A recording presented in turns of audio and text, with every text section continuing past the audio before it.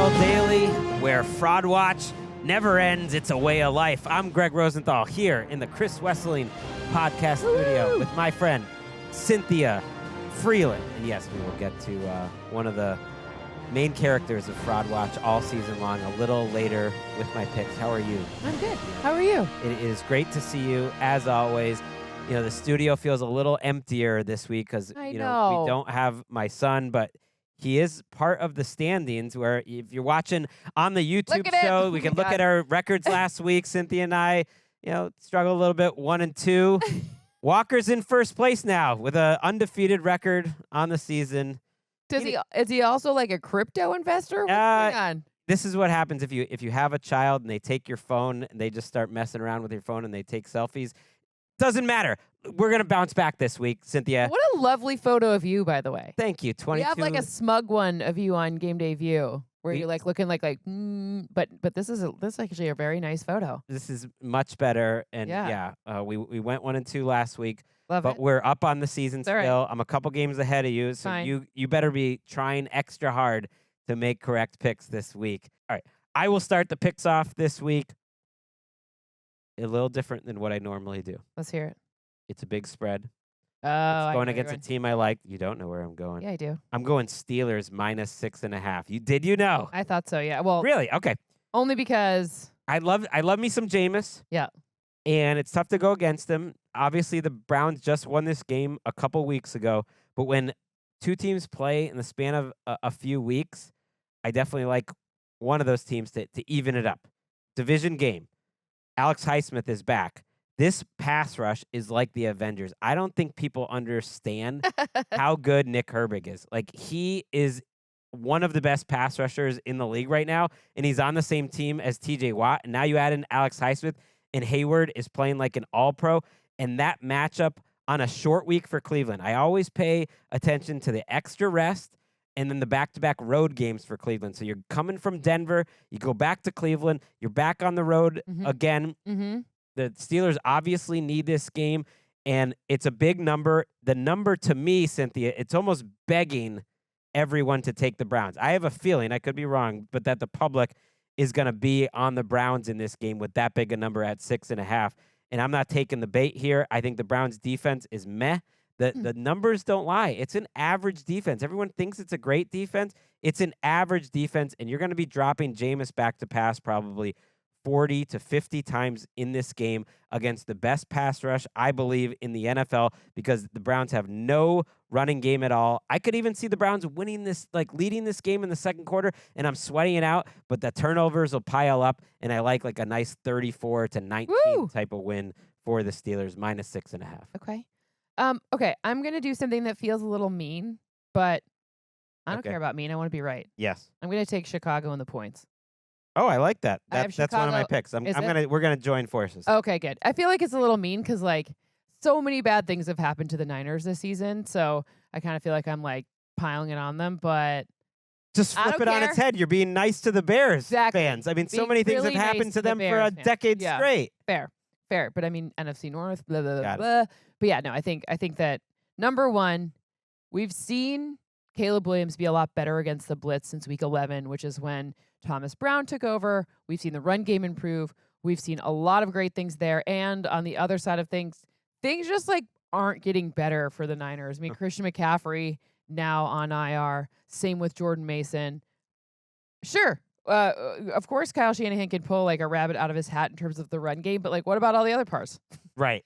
Isaac Arendo comes in there and maybe he'll be fine, but I think who's he running behind? Trent Williams isn't practicing. To be fair, Isaac Arendo could be in By-Mageddon for fantasy. You could probably consider playing him, but other than that, I think it's fade away. Yeah, they are at a point in the season where the numbers are still part of the 49ers team that used to be, and that team doesn't exist anymore. And you didn't mention the reason I'm going for him, and this is first time in a couple weeks that we are joining forces because this was my number 2 pick on the day, the Bears. It's the fired coach principle. I mean, I know we already had it happen once this season. Yeah, but that was last week was that was bad. What? When the coach said that he kind of doubled down on. Everybody makes mistakes in life. Yes. But like doubling down, being like, it was the right decision. Like that's a wild thing to say. Right. Like it was clear. I thought CBS made a mistake in the broadcast because I'm like, there's no way. Or like, the graphics thing didn't hit and, there's a lot of technology involved. No. CBS was on top of it. I retract my statement about the broadcasters. It was the coach. But to double down on that in the presser after, that just shows you. I mean, if that's what he's willing to say publicly, like, what was it like in the actual building? We have reporting that Jalen Johnson, the cornerback for the Bears, after Eberflus in the locker room was trying to say, well, hey, we appreciate how hard you guys are going. Like he started yelling at Eberflus. So we've already seen a tangible difference since Thomas Brown took over. And so that's one fired coach. Yeah. They have played their best 3 games of the season on offense in a row. They outgained the Green Bay Packers. That's a 9-win team. They got to overtime against the Vikings. That's a 10-win team. They were in that game against the Lions. Beat the Lions. I will take the win. 30 seconds left. Happy to take the win, but oh my goodness, not great. Right. So I'm all about the fired coach principle. It's worked already twice this season. We saw it work for the Saints last time around with Rizzi. And do you think you want to check some injury situations for the Bears? But it does sound like all their players that are key, DJ Moore, have a chance to play. DJ Moore and DeAndre Swift are, if they were both out, then maybe that right. So keep an eye on that. But just the vibes are that probably. And why are they getting 4 I think points? They're playing. Why are the Niners getting so many points? That's the thing that's crazy. At this point in the season, you just cannot. Maybe it's for give Christmas. This 49ers team it's their 4 Christmas points. Gift. Here's the thing. I wouldn't be shocked if the 49ers find a way to win this game at the end somehow, because that's just who the Bears are at this point. But it'll be by 1 point. It'll be by 2 points. I'm not You'll saying, cover that number, and go. we'll come out on top. I like it. I feel really good about that. And yeah, Fred Warner's playing through a broken foot. We don't know why is he Trent playing Williams. with a broken foot. It is getting to that point in the season too that the 49ers, I think, are going to start like shutting some of these guys down that are healthy. Please shut them down. They're not quite there yet, but man, Kyle Shanahan just looks angry and he looks miserable. So that's my second pick. We're already back to you for your second pick, since that's my second pick. Minnesota. I want Minnesota at 5 points. Okay. I don't really like 5 points. There's a lot of weird 4, 5 point spreads this week, which blah. But I think Minnesota, it's a good one against Atlanta. They're hosting Atlanta. It's at home. Atlanta, yeah, sure. They had a third of their season-long sack total last week with 5. Mm-hmm. I don't think that that's a real true indication of what's going on. But even so, we saw Sam Darnold have a 130.3 passer rating against pressure last week against the Cardinals. Am I saying Minnesota's perfect? No. Am I saying Atlanta's bad? Kinda. I'm saying that they're turnover prone. This has been a weird skid for them. I mean, Kirk Cousins hasn't thrown a touchdown pass in 3 weeks. 10 turnovers. That's a bad ratio. Without even realizing this is the Kirk Cousins return to Minnesota game, without thinking about that, I just started wondering, is this potentially the last start for Kirk Cousins this year? If he threw 3 interceptions in this game against a great Brian Flores defense that mixes you up, you would think they would think about going to Penix, and I am not rooting for that. I want your pick to be right. I want them to cover, but I think it would be heartbreaking for Kirk Cousins' career as a starting quarterback to end in Minnesota getting benched. So what I am hoping for in this situation is that the Falcons defense reverts back to who they've been all year, and that it's 37-26. And you cover your spread, and Kirk is fine enough, and it's not that depressing of a loss, at least for Kirk. You know what I mean? I don't know. He can cry all the way to the bank. The man has the most guaranteed money ever. So I'm not crying for him. Okay. He's had a great career. People say that all the time though about hey, he's got a lot of money. I don't feel bad for them as a human. They're still people. They bleed. They have emotions. Wow. Are we going there? Listen, everyone needs a moment of empathy, Gregg. But I will say another quarterback would not have been given this leash of 3 games with this many turnovers before something would have been. I mean, even Aaron Rodgers, they were like, are you going to go with him for the rest of the season? No one's even asked that question about Kirk Cousins. They're asking. Not really. Raheem's pushing back. He's staying strong. We'll see if he stays strong after Cynthia delivers another winner and they cover this thing. I'm finishing up with another spread in that point range, and I'm going with another favorite. I love this one. Miami -5.5. For a second, I thought you were going to say the Saints. I'm like, what? Okay, No, I don't want to going. take the Saints. Yeah, no, stay away from that one for me. I don't like that one at all. In fact, I kind of like the Giants, but I agree. why bother? I'm not on the bothered. I'm Giants. not bothered with either one. I just hate Love me some Dolphins -5.5. Yeah, We've yep. been telling you about Fraud Watch all season long when it comes to the Jets. They are 3-9 on the season, Cynthia. I saw a stat that they have been favored in 9 of those games, and they've only won 3 of them. They are the first team ever to accomplish that feat. Congratulations! That was actually courtesy of my friend Danny Heifetz at the Ringer Fantasy Football Show. I love it. I want to give him credit for Yeah. that stat. That's a crazy stat. Finally, the numbers have adjusted. 5.5 seems like a normal number to me. They're going up Sure. on the road against a road team. But I do think there's a lot of reasons to believe this is a blowout.